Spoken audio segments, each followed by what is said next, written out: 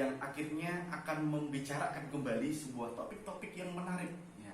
Kali ini kita akan berbicara mengenai sebuah topik, yaitu adalah manajemen ASN.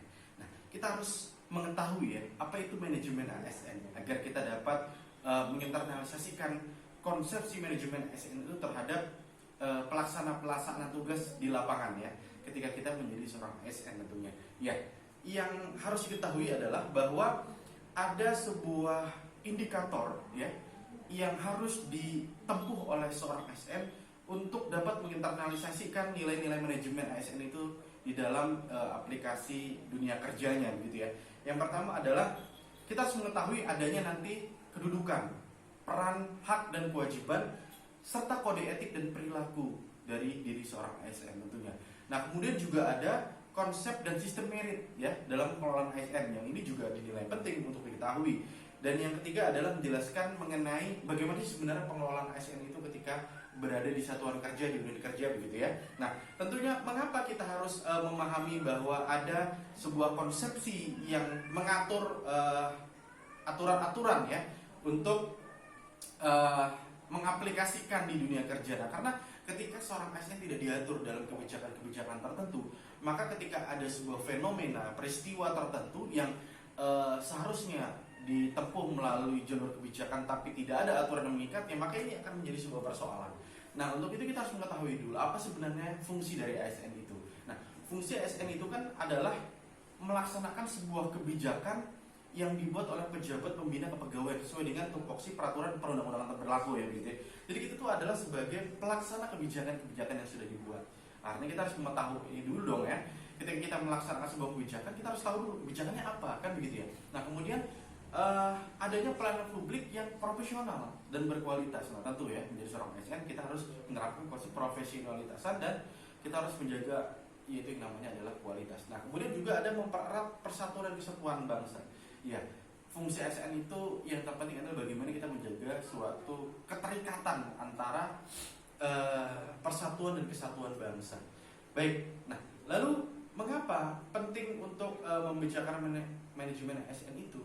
Ya, manajemen ASN itu tentunya memiliki beberapa indikator-indikator pentingnya, yaitu mengatur tentang penyusunan penetapan kebutuhan ASN. Bicaranya juga tentang pengadaan, kemudian bicara tentang juga pangkat, jabatan juga, dan ada suatu sistem yang mengatur tentang pola karir, kemudian ada promosi jabatan, kemudian ada mutasi ya, atau ketika kita bicaranya tentang suatu proses perpindahan ASN, kemudian juga ada penilaian kinerja, penggajian dan tunjangan, penghargaan, disiplin, pemberhentian, jaminan pensiun, dan juga ada perlindungan hukum.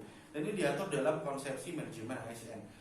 Saudara-saudara, sahabat-sahabat ASN dimanapun Anda berada, kita harus mengetahui juga adanya sebuah aturan yang mengikat ya, khususnya bagi seorang CPNS ya, yaitu ada sebuah aturan yang mempersyaratkan mengapa CPNS akhirnya bisa diangkat jadi PNS. Yaitu yang pertama adalah lulus dikat prajabatan.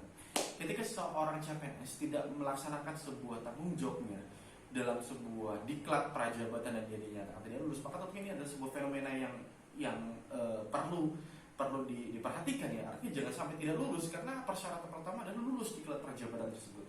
Nah, kemudian adanya sehat jasmani dan rohani. Artinya adalah seorang ASN yang nanti akan mengemban tugas dan amanah ya, tentunya harus sehat secara jasmani dan rohani. Artinya adalah dapat melaksanakan tugas tersebut tanpa terkendala permasalahan kesehatan. Nah, kemudian rohaninya itu baik ya, artinya adalah proses perjalanan selama menjadi seorang ASN itu secara kejiwaan itu tidak ada masalah-masalah yang berarti. Dan yang ketiga adalah setiap unsur penilaian prestasi itu dinilai baik dari setiap unit kerja. Nah, kemudian tentunya ada hak dan kewajiban yang mengatur dari manajemen ASN tersebut gitu ya. Ya, jaminan kesehatan itu merupakan sebuah hak ya yang diterima oleh seorang ASN. Ya, hak dan kewajiban itu adalah bagian dari jaminan kesehatan. Kemudian jaminan kecelakaan kerja. Ya, kita tidak tahu bahwa seorang ASN juga terkadang bekerja di bawah resiko yang cukup besar gitu. Jadi ada sebuah naungan dari jaminan kecelakaan kerja. Ada jaminan kematian juga ya bagi istri atau suami yang ditinggal wafat oleh seorang ASN itu, ataukah suami atau istrinya begitu ya, nanti akan ada jaminan kematian dan bantuan hukum tentunya dari biro hukum. Nah, Juga ada yang mengatur tentang konsepsi cuti ya. Jadi cuti itu nanti akan ada sebuah prosedurnya. Jadi tidak ada cuti itu berdasarkan suka-sukanya kita gitu ya. Tapi sebenarnya cuti ini juga menjadi sebuah ini ya, sistem yang serba salah sebenarnya. Mengapa serba salah? Terkadang seseorang tersebut ketika tidak diawasi begitu ya, merasa bahwa saya perlu mengambil cuti begitu ya. Walaupun tidak ada kepentingan yang bagi instansi tersebut itu penting begitu. Jadi tiba-tiba ingin mengambil cuti tertentu gitu ya, cuti karena alasan penting ya. Ya, alasan penting ini kan sifatnya relatif atau subjektif. Tentunya harus ada standar dan norma-norma tertentu. Cuti alasan karena urusan penting itu ya seperti apa. Nanti semua dikatakan penting ya, dan akhirnya tidak ada prioritas tentang cuti tersebut, dan akhirnya konsepsi cuti ini menjadi bermasalah. Nah tentunya seorang ASN harus memahami kapan bisa cuti tahunan, kapan cuti besar, kapan cuti sakit, melahirkan, alasan penting di luar tanggung negara dan sebagainya. Ini adalah sebuah konsepsi dalam cuti. Nah kemudian kita juga akan berbicara mengenai sebuah aturan-aturan yang membicarakan tentang kode etik aparatur sipil negara atau undang-undang ASN. Maka harus dipahami bahwa ada kode etik yang mengatur. Jadi kita sebagai ASN tidak juga berjalan sesuka hati kita ya, ketika ada kode etik yang menaungi kita. Nah kemudian juga ada konsepsi tentang pemberhentian PNS. Ya artinya pemberhentian ini akan menjadi masyarakat biasa lagi, tidak lagi sebagai seseorang yang mengemban amanah publik ya. Kenapa ya? Karena ada beberapa aturan-aturan ya yang mengikatnya, seperti mungkin tidak lolos prajabatan, kemudian ada persyaratan-persyaratan yang tidak dipenuhi dan lain sebagainya. Nah, kemudian juga pemberhentian itu juga ada yang atas permintaan sendiri, kemudian ada juga karena sudah mencapai usia tertentu yang tidak produktif, kemudian karena perampingan organisasi ya. Perampingan organisasi artinya adalah tidak ada lagi formasi yang sesuai dengan keberadaan formasi PNS tersebut atau ASN tersebut. Nah, ini juga masuk dalam pemberhentian